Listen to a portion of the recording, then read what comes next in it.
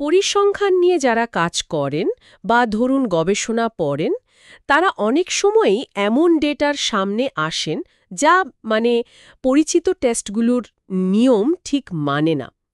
আজ আমরা Friedman test নিয়ে কথা বলবো।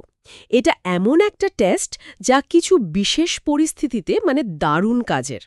ভাবুন তো, একই মানুষের ওপর হয়তো কয়েকটা আলাদা ওষুধ টেস্ট করা হচ্ছে, বা ধরুন একটা অ্যাপের 3টে ডিজাইন ব্যবহার করতে দিয়ে দেখা হচ্ছে কোনটা বেশি পছন্দসই। কিন্তু সমস্যা হয় কখন? যখন ফলাফলের ডেটাটা ওই সাধারণ বিন্যাস নর্মাল ডিস্ট্রিবিউশন সেটা ফলো করে না, অথবা ডেটাটা যদি শুধু অর্ডিনাল টাইপের হয়, ভালো, খারাপ, মাঝারি টাইপ, তখন তো আমরা আনোভার মতো টেস্টগুলো ব্যবহার করতে পারি না, তাই না? ঠিক, সেখানেই সমস্যাটা হয়। এই ফ্রিডম্যান টেস্ট ঠিক এই জায়গাটায় সাহায্য করতে এগিয়ে আসে। এটাকে বলা যেতে পারে রিপিটেড মেজার্স অ্যানোভার একটা নন প্যারামেট্রিক বিকল্প। আসুন এটা নিয়ে একটু গভীরে যাই। আচ্ছা, তাহলে প্রথমেই বলুন, এই ফ্রিডম্যান টেস্ট আসলে কি করার চেষ্টা করে? এর মূল কাজটা কি? দেখুন, এর আসল লক্ষ্যটা হলো যখন আপনার কাছে 3টে বা ধরুন তারও বেশি সম্পর্কিত গ্রুপ বা পরিমাপ থাকে, যেমন ধরুন একই ব্যক্তির ওপর 3টি ভিন্ন সময়ের পরীক্ষা, হ্যাঁ, তখন এটা দেখে যে এই যে ফলাফলগুলো পাওয়া গেল সেগুলোর মধ্যে আসলেই কোনো তাৎপর্যপূর্ণ পার্থক্য আছে কিনা, এই রেজাল্টগুলো কি একই রকম ডিস্ট্রিবিউশন থেকে আসছে। আর সবচেয়ে জরুরি কথাটা হলো কি জানেন, এটা নন প্যারামেট্রিক। Non parametric? হ্যাঁ, ডেটা দেখতে কেমন হবে, গোলগাল হবে নাকি লম্বাটে হবে, এই সব নিয়ে এটা একদমই মাথা ঘামায় না। ও, ডেটার আকৃতি নিয়ে চিন্তা করতে হয় না। এটা তো মনে হচ্ছে অনেক গবেষণার জন্যই বেশ সুবিধার।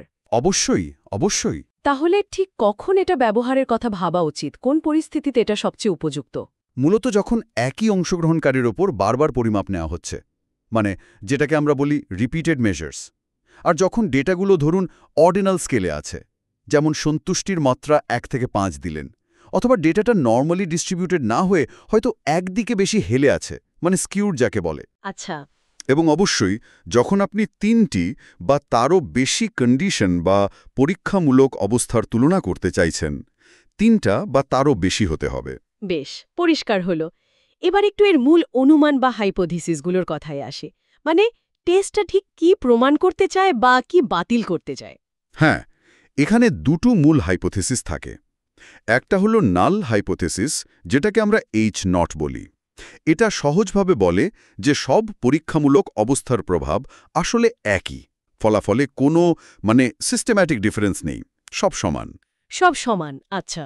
আর অন্যটা হলো অল্টারনেটিভ হাইপোথিসিস, H1। এটা বলে যে না, সব সমান নয়, অন্তত একটা অবস্থার প্রভাব অন্যদের চেয়ে আলাদা।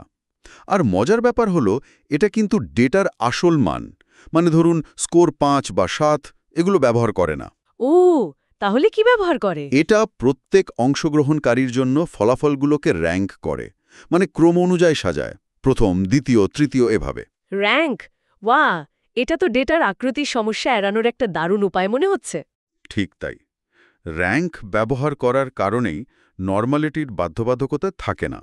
একটা বাস্তব উদাহরণ দিলে মনে হয় ব্যাপারটা ধরতে আমার আর শ্রোতাদেরও আরও সুবিধে হবে। অবশ্যই, অবশ্যই। ধরুন আমরা 5 জন রোগীর ওপর 3টে নতুন ব্যথানাশক ওষুধের প্রভাব পরীক্ষা করছি, ঠিক আছে? প্রত্যেক রোগী 3টে ওষুধই ব্যবহার করলেন, হয়তো ভিন্ন ভিন্ন সময়ে। আর প্রতিবার ব্যবহারের পর তারা তাদের ব্যথার মাত্রা জানালেন, ধরা যাক একটা 0 থেকে 10 স্কেলে জানালেন। এখন এই ডেটা নিয়ে আমরা ফ্রিডম্যান টেস্ট করলাম, করে আমরা একটা পি ভ্যালু পেলাম। ধরুন সেটা এলো 0.017। 0.017, আচ্ছা। এখন পরিসংখ্যানের সাধারণ নিয়মটা কি? পি ভ্যালু যদি 0.05-এর চেয়ে কম হয়, আমরা ধরে নিই যে ফলাফলে যে পার্থক্যটা দেখছি সেটা শুধু বিপাতকের জন্য নয়, একটা আসল পার্থক্য আছে। হ্যাঁ, আলফা লেভেল 0.05। একদম। যেহেতু আমাদের 0.017 ভ্যালুটা 0.05-এর চেয়ে কম, আমরা ওই প্রথম হাইপোথিসিসটা নাল হাইপোথিসিস সেটা বাতিল করব। বাতিল করব কারণ 0.05-এর কম? হ্যাঁ, বাতিল করব। এর মানে কি দাঁড়ালো? এর মানে হলো ওষুধ 3টির মধ্যে কার্যকারিতায় অন্তত একটির ক্ষেত্রে তাৎপর্যপূর্ণ পার্থক্য আছে, কোনো একটা ওষুধ অন্যগুলোর চেয়ে ভিন্নভাবে কাজ করছে। বোঝা গেল। তার মানে টেস্টটা আমাদের একটা সিগন্যাল দিল যে হ্যাঁ, ওষুধগুলোর মধ্যে তফাৎ আছে। এটা তো খুবই কাজের মনে হচ্ছে। কিন্তু নিশ্চয়ই এর কিছু সীমাবদ্ধতাও আছে, মানে সব টেস্টে যেমন থাকে আর কি। ঠিক তাই বলেছেন। কোনো টেস্টই পারফেক্ট নয়। সুবিধার দিকগুলো তো বললামই, ডেটা নরমাল না হলেও চলে, অর্ডিনাল ডেটা নেয়, রিপিটেড মেজার্সের জন্য দারুণ। কিন্তু অসুবিধাও আছে।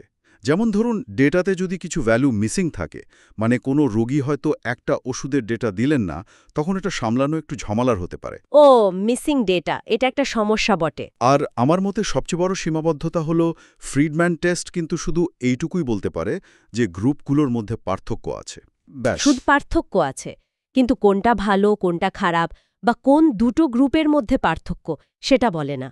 না, সেটা সরাসরি বলে না, শুধু বলে হ্যাঁ একটা সামগ্রিক পার্থক্য রয়েছে। তাহলে সেটা জানার জন্য কি আরও কিছু করতে হয়? একদম। এজন্য আমাদের পোস্ট হক টেস্ট করতে হয়। যেমন ধরুন নেমেনাই টেস্ট আছে, বা আমরা পেয়ার ওয়াইজ তুলনা করতে পারি আলাদা করে। আরেকটা বিষয় মনে রাখতে হবে, ধরুন আপনার ডেটাগুলো যদি আসলে প্যারামেট্রিক টেস্ট, যেমন রিপিটেড মেজার্স অ্যানোভা, সব শর্ত মেনেই চলে, মানে যদি ডেটা নরমাল হয় আর কি। হ্যাঁ, এবং অন্যান্য শর্ত যদি মানে, তখন ফ্রিডম্যান টেস্ট কিন্তু ওই অ্যানোভার চেয়ে তুলনামূলকভাবে একটু কম শক্তিশালী বা লেস পাওয়ারফুল হয়। মানে পার্থক্য থাকলেও সেটা খুঁজে পাওয়ার ক্ষমতা ফ্রিডম্যানের কিছুটা কম হতে পারে সেক্ষেত্রে। আচ্ছা আচ্ছা। তার মানে এটা একটা দরকারি টুল নিঃসন্দেহে, কিন্তু কখন আর কিভাবে ব্যবহার করতে হবে আর এর সীমাবদ্ধতা কি, সেটা মাথায় রাখাটা খুব জরুরি। একদম ঠিক। বাস্তব জীবনে এর ব্যবহারিক প্রয়োগ কোথায় কোথায় দেখা যায়, কিছু উদাহরণ দেবেন? অনেক জায়গায়। যেমন ধরুন ক্লিনিক্যাল ট্রায়ালে একাধিক ওষুধ বা থেরাপির প্রভাব তুলনা করতে এটা হরদম ব্যবহার হয়। মার্কেটিং রিসার্চে ব্যবহার হতে পারে। ধরুন 3টে ভিন্ন বিজ্ঞাপনের প্রতি মানুষের প্রতিক্রিয়া কেমন, সেটা অর্ডিনাল স্কেলে মেপে তুলনা করা। বা ধরুন সফটওয়্যার ডেভেলপমেন্টে 2টো বা 3টে নতুন ইন্টারফেস ডিজাইন বানিয়ে ব্যবহারকারীদের দিয়ে ব্যবহার করিয়ে দেখা হলো কোনটা তাদের বেশি সহজ লাগছে বা পছন্দ হচ্ছে। সেই পছন্দের র্যাঙ্কিং বা স্কোর নিয়ে ফ্রিডম্যান টেস্ট করা যেতে পারে। শিক্ষাক্ষেত্রে বিভিন্ন টিচিং মেথডের কার্যকারিতা তুলনা করতে বা মনোবিজ্ঞানে বিভিন্ন থেরাপির প্রভাব দেখতেও এর ব্যবহার দেখা যায়। বাহ, তার মানে এর প্রয়োগের ক্ষেত্রটা বেশ বিস্তৃত। তাহলে আজকের আলোচনার সারমর্ম যদি করি, তাহলে বিষয়টা দাঁড়াচ্ছে এই রকম: যখন আমাদের একই দলের অংশগ্রহণকারীদের উপর একাধিকবার পরিমাপ নিতে হয় এবং ডেটাগুলো যদি অ্যানোভার মতো সাধারণ টেস্টের জন্য উপযুক্ত না হয়, বিশেষ করে যদি ডেটা অর্ডিনাল স্কেলের হয় বা নন নর্মাল হয়, তখন ফ্রিডম্যান টেস্ট একটা খুব নির্ভরযোগ্য এবং উপযোগী নন প্যারামেট্রিক পদ্ধতি, তাই তো? হ্যাঁ, একদম ঠিক বলেছেন। এটাই মূল কথা। তবে শেষ করার আগে একটা ছোট্ট বিষয় মনে করিয়ে দিই। ফ্রিডম্যান টেস্ট আমাদের একটা খুব জরুরি প্রাথমিক সংকেত দেয় যে হ্যাঁ, দলগুলোর মধ্যে পার্থক্য আছে, কিন্তু গল্পটা কিন্তু এখানেই শেষ নয়। পোস্ট হক টেস্টের বিষয়টা ঠিক ঠিক। কোন দলগুলো আলাদা আর সেই পার্থক্যটা ঠিক কেমন বা কতটা গুরুত্বপূর্ণ, সেটা বুঝতে হলে আমাদের আরও একটু গভীরে যেতে হবে। পোস্ট হক টেস্ট বা অন্যান্য বিশ্লেষণ করতে হবে। এটা আসলে আমাদের মনে করিয়ে দেয় যে পরিসংখ্যানিক তাৎপর্য খুঁজে পাওয়াটা একটা গুরুত্বপূর্ণ ধাপ ঠিকই, কিন্তু সেটাই শেষ কথা নয়, বরং ওটা প্রায়শই আরও নির্দিষ্ট এবং গভীর প্রশ্ন করার একটা শুরু মাত্র। খুব মূল্যবান কথা। পরিসংখ্যান শুধু উত্তর দেয় না, নতুন প্রশ্নও তৈরি করে। আজ ফ্রিডম্যান টেস্ট নিয়ে এত সহজ করে বোঝানোর জন্য আপনাকে অনেক ধন্যবাদ। আপনাকেও ধন্যবাদ।